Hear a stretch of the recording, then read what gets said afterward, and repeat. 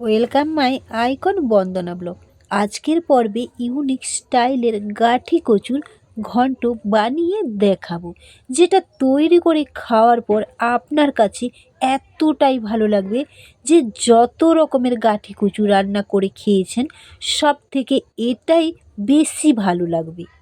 চলুন তাহলে দেখে নেওয়া যাক এই গাঠি কচুর ঘন্ট রেসিপি বানানোর জন্য কি কি উপকরণ নিয়েছি চিংড়ি মাছ, আর নিয়েছি কচু, তার সাথে নিয়েছি গাজর, সাথে নিয়েছি মূলো, পুঁই শাক আর কুঁদরি নিয়েছি। এইভাবে কুঁদরিগুলো ডুমু ডুমু করে কেটে নিয়েছি। আর নিয়েছি গোটা কয়েক কাঁচা লঙ্কা। গ্যাসের ওভেনে কড়াই বসিয়ে দিয়েছি। কড়াই বসিয়ে তাতে সামান্য পরিমাণ সর্ষের তেল দিয়েছি।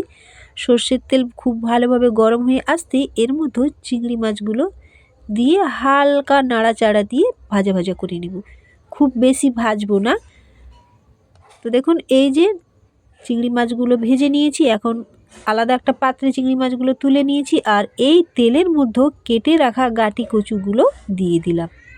বেশ কিছুটা সময় হাতে নিয়ে গাঁটি কচুগুলো উল্টে পাল্টে ভাজা ভাজা করে নেব। গাঁটি কচুর মধ্যে হেলহেলে যে ভাবটা থাকে, এইভাবে কষিয়ে নিলে তেলের মধ্যে হেলহেলে ভাবটা অনেকটাই কমে যায়। আর খেতে কিন্তু তাতে করে ভীষণই টেস্টি হয়। এর মধ্যে কেটে রাখা পুঁই ডাঁটাগুলো দিয়ে আবারও খুব ভালো করে নাড়িয়ে নিয়েছি। এরপর এর মধ্যে কুঁদরিগুলো এইভাবে কেটে রেখেছিলাম, কুঁদরিগুলো দিয়ে আবারও খুব ভালো করে উল্টে পাল্টে ভাজা ভাজা করে নেব বেশ কিছুটা সময় হাতে নিয়ে। এইভাবে উল্টে পাল্টে ভাজা ভাজা করে নিচ্ছি। দেখুন আস্তে আস্তে করে কালারটাও কিন্তু চেঞ্জ হয়ে আসছে। তো এর মধ্যে এরপর কেটে রাখা মূলোগুলো দিয়ে দিলাম। তো মূলোগুলো দিয়ে আবারও বেশ কিছুটা সময় হাতে নিয়ে এইভাবে উল্টে পাল্টে ভাজা ভাজা করে নেব।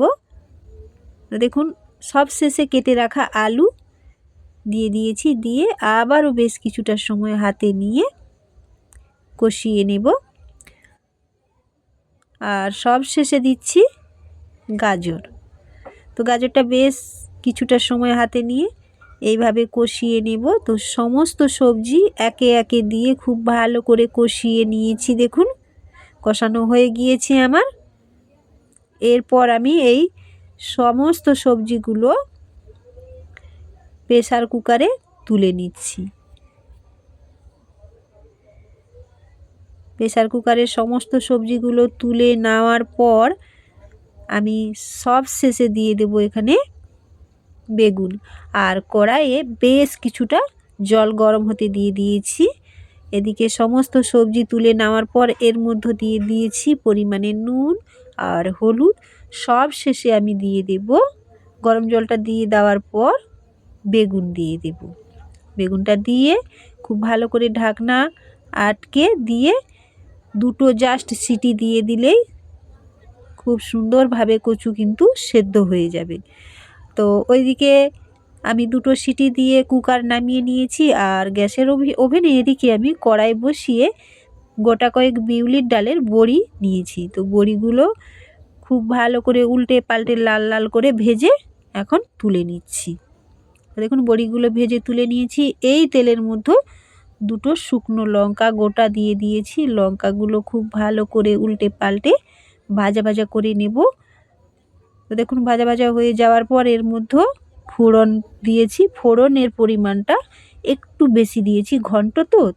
আর ফোড়ন দেওয়ার পর খুব ভালোভাবে ফুটে উঠতেই ভাজা ভাজা হয়ে আসতে সুন্দর একটা গন্ধ বের হওয়ার পর এর মধ্যে কুচিয়ে রাখা পেঁয়াজ দিলাম। পেঁয়াজগুলো খুব ভালোভাবে মজে আসতে এর মধ্যে বেটে রাখা রসুনটা দিয়ে দিয়েছি। রসুনটাও খুব ভালোভাবে মিশিয়ে নিয়েছি। আর রসুন ভাজা ভাজা হতেই এর মধ্যে দিয়ে দিলাম আদা বাটা। তো আদা বাটাও খুব ভালোভাবে আমি মিশিয়ে নিচ্ছি। সমস্ত মশলা একে একে দিয়ে খুব ভালোভাবে আমি কষিয়ে নেব যতক্ষণ পর্যন্ত না এর মধ্যে থেকে কাঁচা গন্ধ ছেড়ে যায়। আর এর মধ্যে দিয়ে দিয়েছি আমি টমেটো। টমেটো খুব ভালোভাবে মজে আসতে এর মধ্যে জিরের গুঁড়ো আর শুকনো লঙ্কার গুঁড়ো দিয়েছি কালারের জন্য। আর দিয়ে দিলাম হলুদ গুঁড়ো। দিয়ে আবারও বেশ কিছুটা সময় হাতে নিয়ে সব কিছু একসাথে মিশিয়ে নেব। তো দেখুন এইভাবে মিশিয়ে নেওয়ার পর কালারটা কত সুন্দর এসছে, আর মশলাও খুব ভালোভাবে কষানো হয়ে গিয়েছে, কালারটাও চেঞ্জ হয়ে আসছে।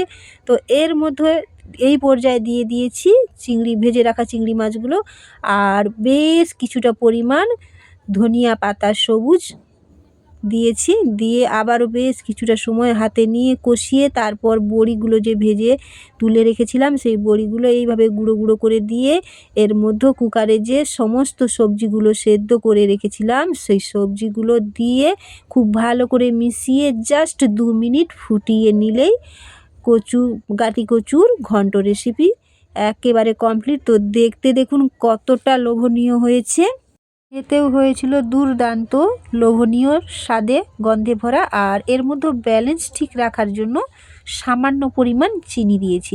আপনারা চিনি না চাইলে নাও দিতে পারেন, স্কিপ করতে পারেন। তো চিনিটা একটু দিলে খুবই ভালো হয় ব্যালেন্স ঠিক রাখার জন্য। আর সবশেষে আমি গরম মশলার গুঁড়ো ওপর থেকে ছড়িয়ে দিলাম। আজকে এই গাটি কচুর ঘন্ট রেসিপি আপনাদের কেমন লাগলো কমেন্টের মাধ্যমে জানিয়ে যাবেন। আজ তাহলে এই পর্যন্ত, এখন আপনাদের থেকে বিদায় নিচ্ছি।